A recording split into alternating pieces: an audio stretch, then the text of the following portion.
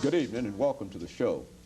Our topic tonight is elderly abuse, and we're talking to Professor RBurton in the Department of Social Work and Sociology at Tennessee State University.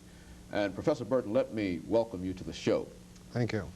Professor Burton, one of the things that we've dealt with over the last several months in terms of trying to pull together some information dealing with the elderly is to identify elderly abuse as one of the problems that is not often addressed. As a matter of fact, I think it's often declared to be one of the hidden crimes within our community. And we'd like tonight to talk about elderly abuse as a hidden crime. And to start this program off, let us talk about your definition of elderly abuse. Okay, Dr. Haney, a very broad definition of elderly abuse would be the physical, psychological, and material and abandonment of an elderly person. It covers a very wide range of aspects in dealing with forms of abuses of the elderly.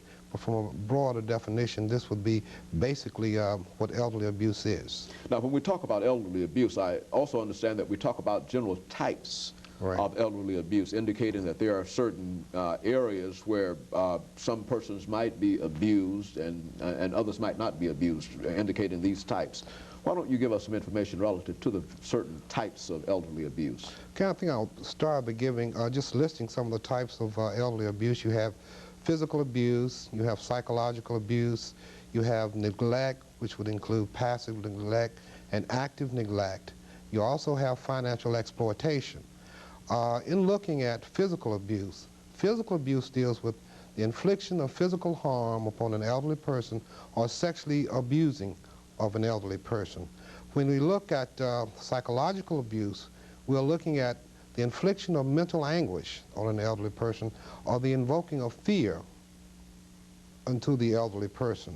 When we look at financial exploitation, we're looking at the use of resources of the elderly person by the caretaker or children for their own personal gains. When we look at active neglect, this is willfully withholding food or medication by the caretaker from the elderly person. When we look at passive neglect, we're looking at neglect by the caretaker who is unable to take care of the elderly person because of their lack of knowledge to do so. So this would address the different types of elderly abuse that we deal with in this country. Okay, why not give us an example? For example, when we talk about physical abuse, I think that most of us are familiar with physical abuse because this is generally the kind of abuse that appears in the newspaper, on television, etc.